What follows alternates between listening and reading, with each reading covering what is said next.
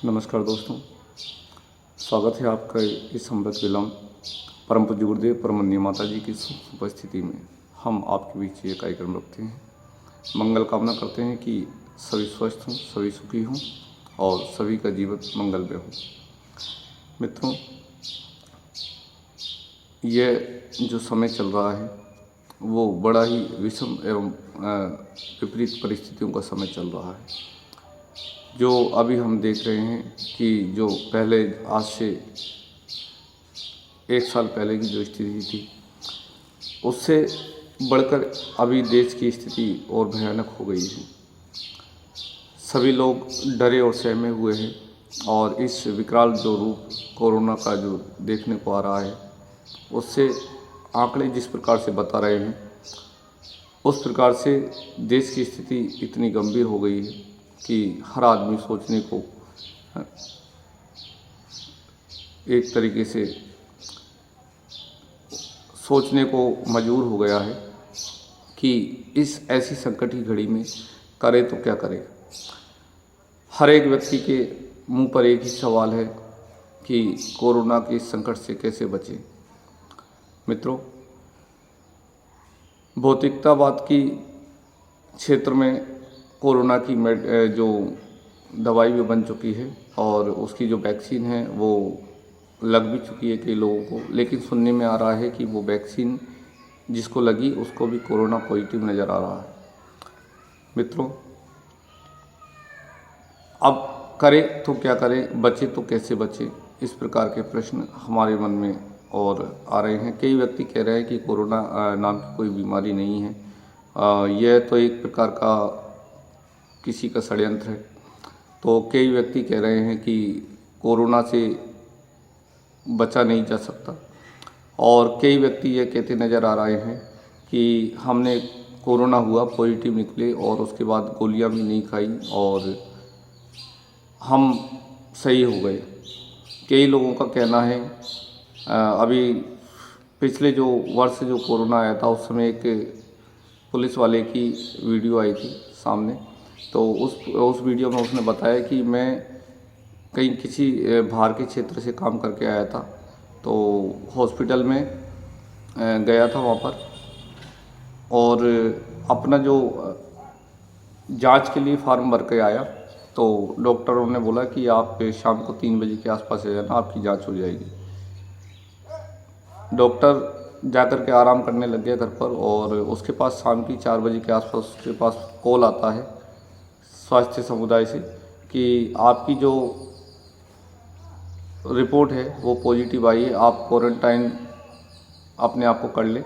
इस प्रकार से उसको कॉल आता है तो वह व्यक्ति परेशान हो जाता है। वो कहता है कि मैंने तो अभी फार्म भर करके आया था, रिपोर्ट कहाँ से आ गई। तो इस प्रकार के केस सामने आ रहे हैं और दूसरे कई जगह परिजन परेशान हैं कि उनको डेड बॉडी नहीं मिल रही है। इधर डॉक्टर लोगों का कहना है कि डेड बॉडी को इसलिए नहीं दिया जाता कि वो वहाँ पर कोरोना फैलने का खतरा ज़्यादा होता है।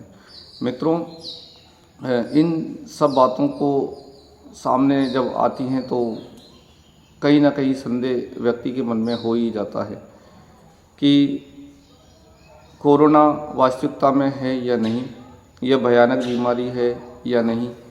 एक तरफ देखा जाता है तो सामने वीडियो सामने जो आ रहे हैं वो ये आ रहे हैं कि हमारे जो नेता हैं सभी रैलियों में इतने भयानक रूप से लोगों को इकट्ठा किए हुए हैं। उस जगह का वीडियो सामने आता है तो लगता है कोरोना है नहीं, और इधर देखा जाता है तो एक दिन में व्यक्ति भर्ती होता है और दूसरे दिन उसकी मौत की खबर सुनने में आती है तो डर लगता है कि वास्तव में कोरोना है।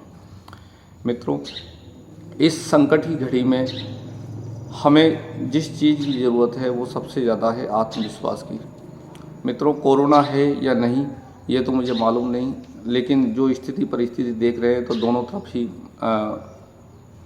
एक विचार जाता है दोनों तरफ ही कि इधर लोगों को मरते देखते हैं तो लगता है कि कोरोना है, और उधर जब रैलियों को और सारी चीज़ों को देखते हैं जहाँ भीड़ हो रही है वहाँ पर लोग बेपरवाह घूम रहे हैं बिना मास्क के, बिना सैनिटाइज़र के, बिना इन चीज़ों के, तो लगता है कि कोरोना जो है वो बिल्कुल नहीं है। मित्रों, बात कुछ अटपटी है, लेकिन करे क्या। तो मित्रों, एक गायत्री परिवार के लोगों में भी अब ये चीज़ देखने को आती है कि वो भी कहीं ना कहीं किसी न किसी रूप में डरने लगे हैं।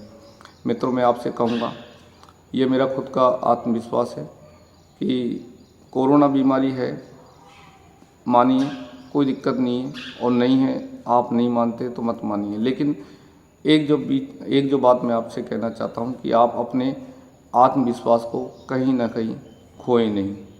आप अपने आप में इतने निर्भर रहें कि आप दूसरों पर को परेशान ना करें और दूसरों को एक तरीके से जो इस बीमारी का भयानक रूप इस तरीके से सामने न लाए कि वह सामने वाला सोच कर ही मर जाए।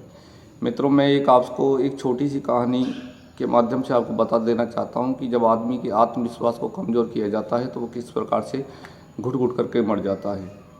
बीमारी से वो मरे या ना मरे, लेकिन वह उसको व्यक्ति और समाज पहले से ही मार देता है।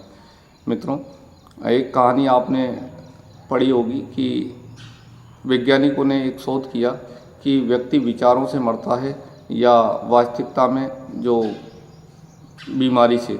तो उन्होंने एक खोज की और उन्होंने एक अपराधी को, जिसको फांसी की सज़ा दी जानी थी, उस अपराधी को लिया और उस अपराधी को दूसरे तीसरे दिन फांसी की सज़ा दी जानी थी। तो उस अपराधी को वैज्ञानिकों ने कहा कि तुम्हें फांसी से नहीं, हम सांप से आपको कटवाएंगे और उससे आपको मौत देंगे। तो मित्रों, आप बिलीव कीजिएगा, उस व्यक्ति के आंखों पर पट्टी बांधी गई और सत्य घटना है ये, वैज्ञानिकों ने शोध किया इसको। उस व्यक्ति के आंख पर पट्टी बांधी गई और उसके 2 पिन एक साथ चुभाए गए उसके अंगूठे पर, और उस व्यक्ति को उस तहखाने में वापस छोड़ दिया गया जहाँ पर वो कारागृह में बंद था। उस व्यक्ति ने रात भर में ऐसी साइकोलॉजी सोच बनाई कि उसको सांप काट गया है, अब वो मरने वाला है, और उसके दिमाग के अंदर वही बात रात भर चलती रही और देखा गया कि उस व्यक्ति की सुबह होते होते उसकी मौत हो गई है। मित्रों, जब उसकी डेड बॉडी का पोस्टमार्टम किया गया तो पाया गया कि उसकी बॉडी में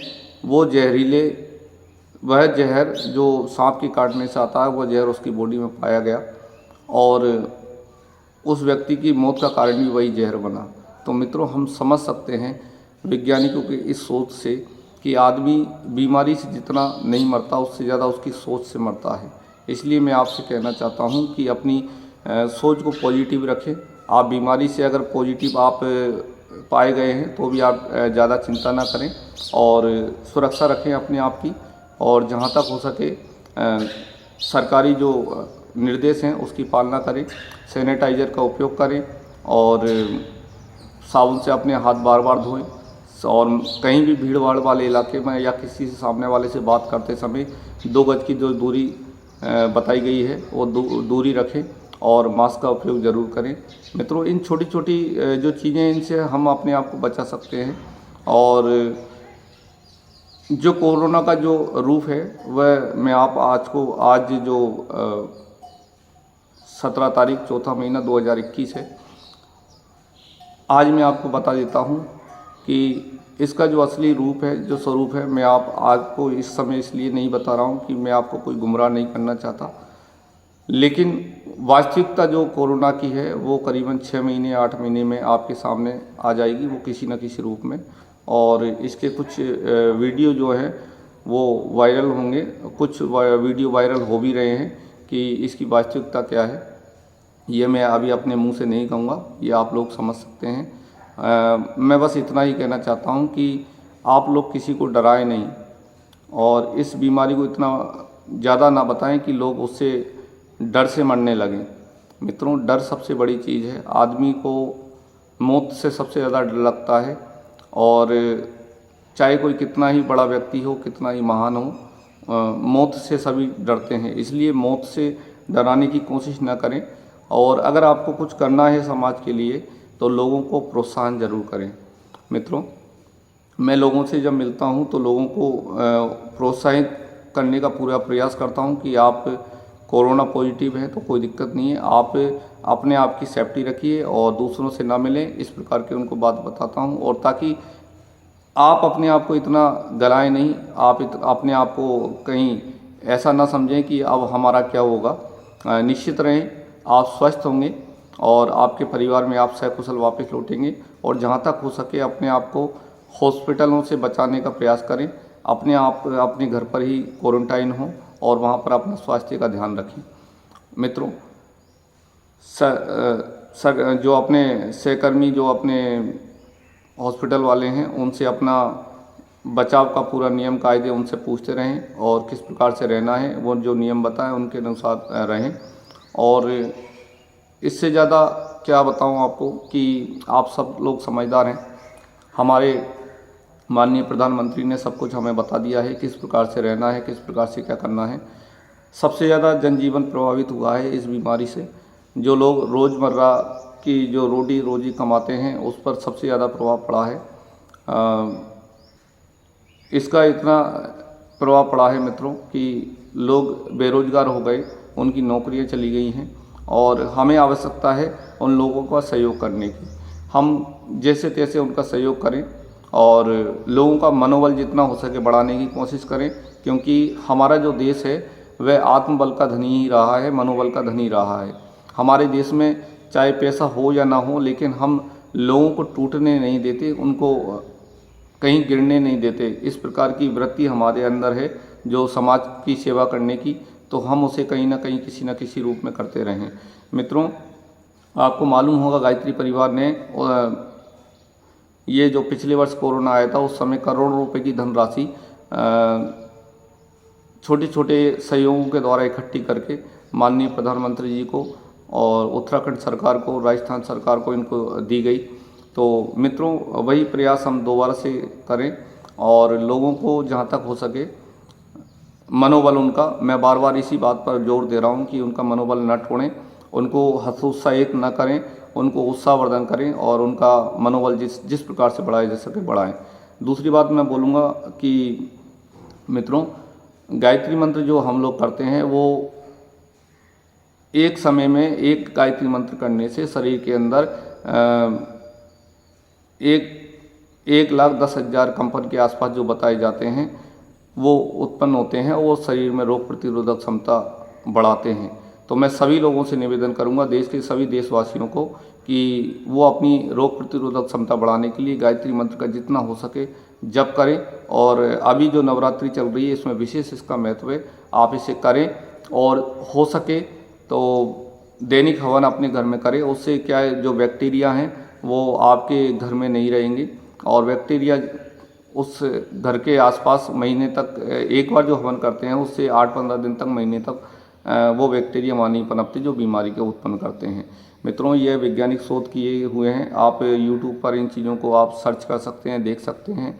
मैं आपसे कोई भी बात अपने हिसाब से नहीं, इन जो वीडियो वगैरह जो आती हैं और लोगों की जो बातें हैं उनको सुनकर और उनको समझकर मैं आपसे बात करता हूं।